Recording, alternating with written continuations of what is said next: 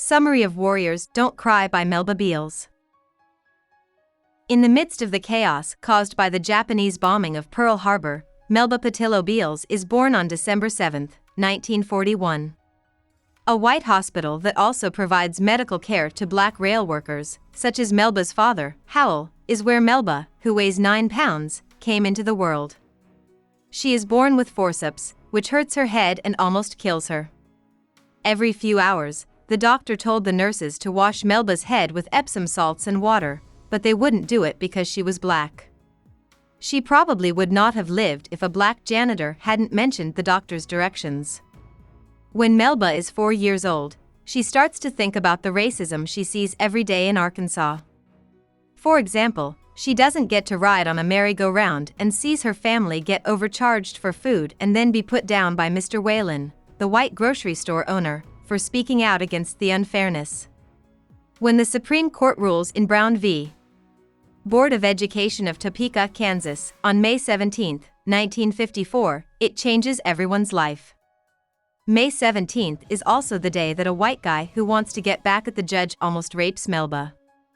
Marissa, who is sometimes mean and socially awkward, saves Melba by hitting the man over the head with her leather school bag and then running away with her. When they get to Melba's house, Marissa tells her what happened to India, Melba's grandma. Melba gets a bath from Grandma India, and the family decides not to call the cops because Howell thinks that doing so could make things worse. On May 24, 1955, the Little Rock School Board says they are going to integrate Central High School, which had only white students until then. Melba raises her hand when her teacher at Horace Mann High School asks if anyone from Central High's area would like to go to that school. She is mostly motivated by her interest in Central. She thinks that if schools opened up to black people, then other services would also open up to them. In August 1957, the month before she starts at Central, Melba goes to Cincinnati, Ohio to see her Uncle Clancy with her grandmother India, Mother Lois, and younger brother Conrad. Black people in Cincinnati have a lot of freedom, which Melba likes. She is glad that she doesn't have to cross the street when a white person walks by on the sidewalk, that she can look around in a department store without being stared at, that she can get served at a nice restaurant or a movie theater concession stand, and that her white neighbor has invited her to dinner. When Mother Lois is in Cincinnati, she gets a call from Howell, Melba's father, telling her that Melba has been picked to help integrate Central High. At first, her mother and grandma don't agree with her choice and are mad at her for not asking them first, but they become her biggest emotional support and safety net later on. At first, 17 black students, including Melba, are chosen to help integrate Central, but only 9 end up going. They became known as the Little Rock Nine. Frank Green, Elizabeth Eckford, Jefferson Thomas, Carlotta Walls, Gloria Ray, Thelma Mothershed, Terrence Roberts, and Minnie Jean Brown are some of them. Even though Melba knew all of the other kids before they went to Central, Brown is her best friend. A lot of segregationists come to school on September 4th, the first day of school, to protest the integration of the school. Some come from as far away as Mississippi, Louisiana, and Georgia. As soon as Melba and Mother Lois get to the school, a group of angry racists yell and sing racial slurs at them. Mother Lois pulls Melba forward so that she can look for the other Little Rock Nine members. Liz Eckford is sitting alone in the middle of a hub of activity with her school books in her hands while a huge crowd of white people scream at her from behind. White guys, one of whom has a rope, bother Melba and her mother, grab them, and chase them. Mother Lois throws Melba the car keys and tells her to run to the car, even though Melba doesn't have a license yet. Melba gets to the car before her mom, but they both get away and out of the crazy crowd. At home, Melba says she wants to go back to Horace Mann High. This makes Grandma India scold her for quitting. When Minnie Jean Brown calls and asks Melba to go to the community center, Grandma India tells her she can't because she is afraid for her safety, and Melba starts to cry. She is a warrior on the battlefield for her Lord, and warriors don't cry because they know God is always with them, so this is her last cry. Soon after, Melba starts getting frightening calls from people who want to bother her. With the help of her shotgun, which she calls Mr. Higginbottom, Grandma India starts to watch over the family at night. Melba has a hard time getting used to the things she has to give up in order to fit in, especially the fact that it limits her social life. She often goes to Daisy Bates' house, where she and the other members of the Little Rock Nine meet with the press. Melanie also meets Thurgood Marshall while she is there. Melba is moved by Thurgood Marshall's optimism and clarity of speech. Late in September, Melba goes to court with Marshall and Bates to hear Governor Orville Faubus's argument against nationally required integration. Judge Ronald Davies throws out Faubus's argument. Melba is excited because she thinks that on Monday she will be a student at Central High. However, she quickly learns that getting into the school will not be easy. She sneaks in through a side door with a police officer and is quickly pushed down the hall, past people who are angry. A mother spits on Melba and calls her racist names on her way to her first class. When she gets to her first class, the teacher doesn't pay attention to her and other students pick on her. When she goes to Mrs. Pickwick's shorthand class, she is no longer abused. Mrs. Pickwick feels sorry for Melba and scolds the white students who try to bother her severely. She is suddenly pushed by her guide out of class and into the principal's office. When Melba gets there, she finds out that a big crowd has gathered outside. Gene Smith, who is the assistant chief of police in Little Rock, sneaks the Little Rock Nine past the crowd through a dark tunnel. Melba and her family are safe at home when they watch the news and learn that the mob took over the school and beat up a black reporter and then many white reporters. Melba writes her own story about her first morning at Central High School because a reporter asked her to. It makes the front page of the local newspaper. When President Eisenhower sends troops from the 101st Airborne Division to make Governor Faubus follow the Supreme Court's order to integrate, things get back to normal. One night, federal agents come to Melba's house with a warning from the president. They tell her to go back to school and promise to protect her if she does. Some of the Little Rock Nine go to school with Sarge in a car that is part of a column. Danny, a young soldier who isn't very big, holds her guard. As soon as Melba goes back to class, she is harassed again. In some places, like Mrs. Pickwick's class, she is safe, but in others, teachers and officials don't care about her or even dislike her. Melba learns from Danny how to be sure of herself and alert so that she is ready for an attack like a fighter. This is very helpful when someone throws a dynamite bomb at her in the stairs. During all the trouble over Central High's integration, Melba's crush, Vince, a student from the all-black school she used to go to, asks her to go on her first date. The good time she had with Vince on Sunday was ruined by the news that the Arkansas National Guard has taken over security at Central. This group often sides with segregationists and doesn't protect the black kids. At the end of the school day, some girls lock Melba in a bathroom stall and throw a burning piece of toilet paper into it, but Melba gets away. The people who are attacking Melba are getting braver and stronger. She is still being attacked badly even though Danny and the 101st Division have come back. A boy throws acid into her eyes as she walks down the hall, almost blinding her.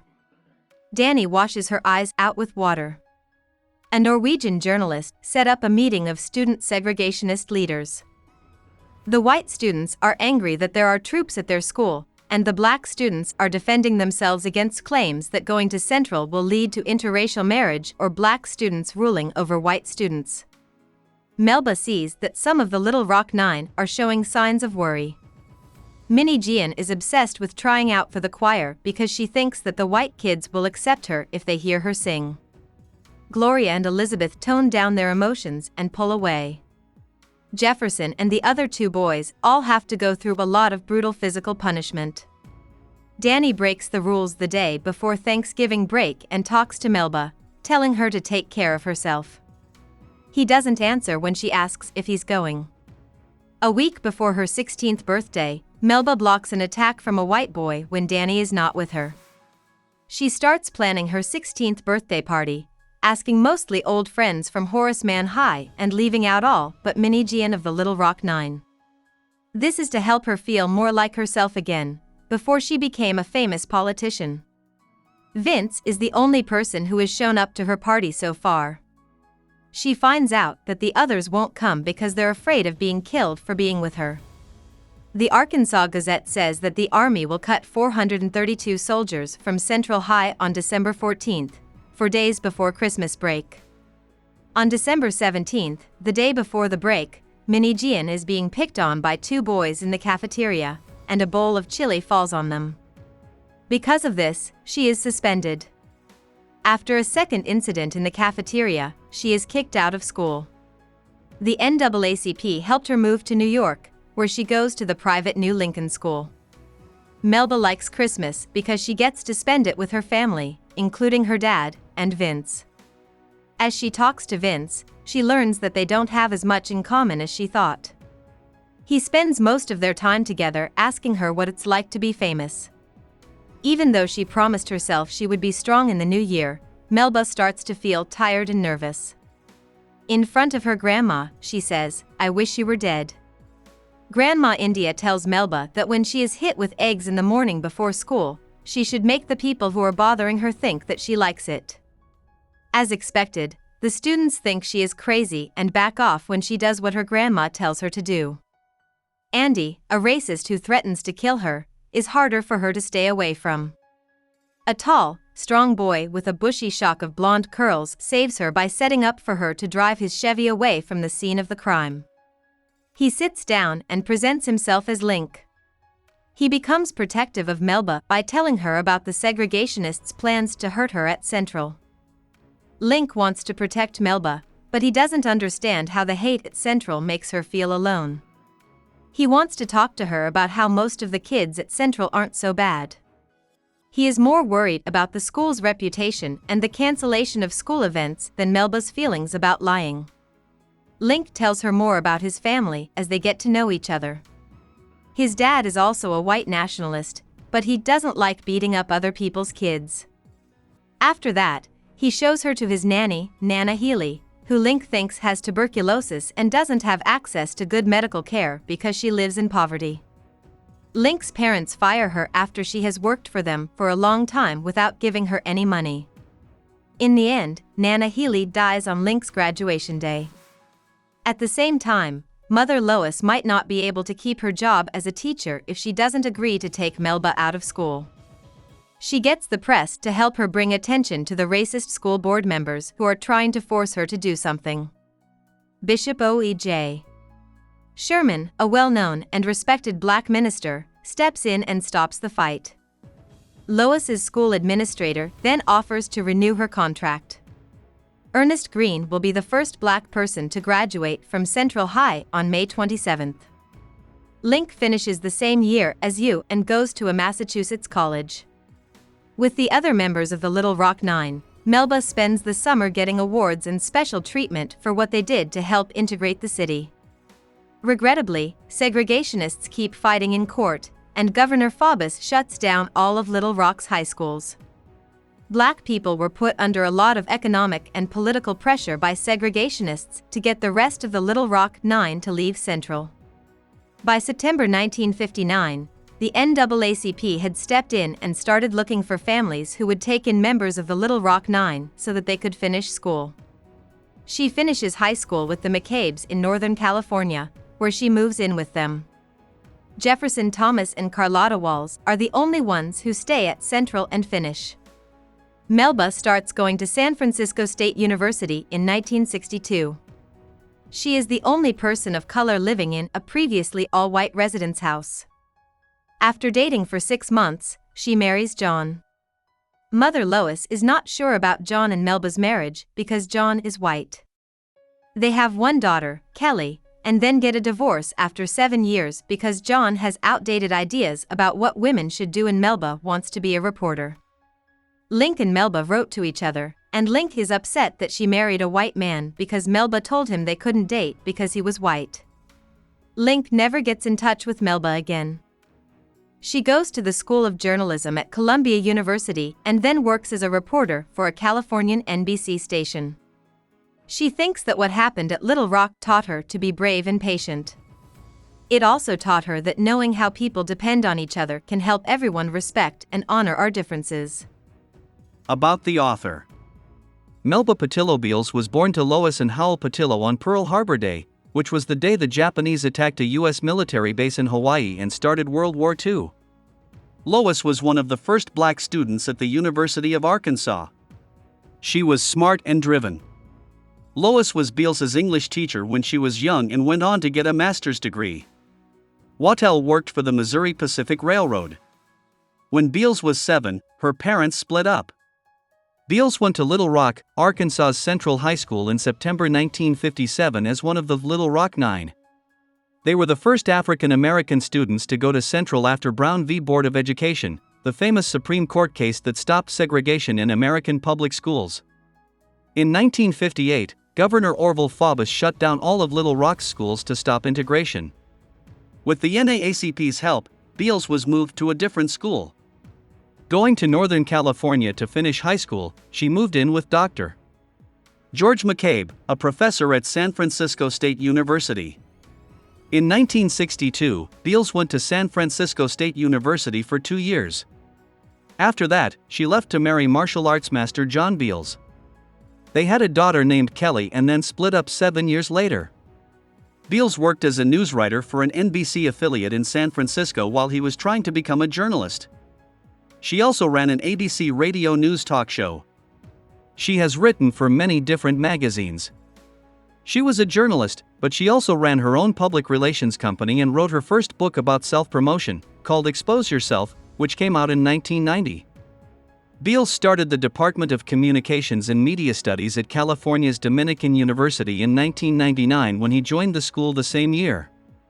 The same year, she and the other 9 members of the Little Rock Nine were given the Congressional Gold Medal for their work on civil rights and diversity. She works as a public speaker and writes. Hope we summarized it fully and you liked it. Please hit the like button and subscribe to our channel so that we are motivated to create more videos.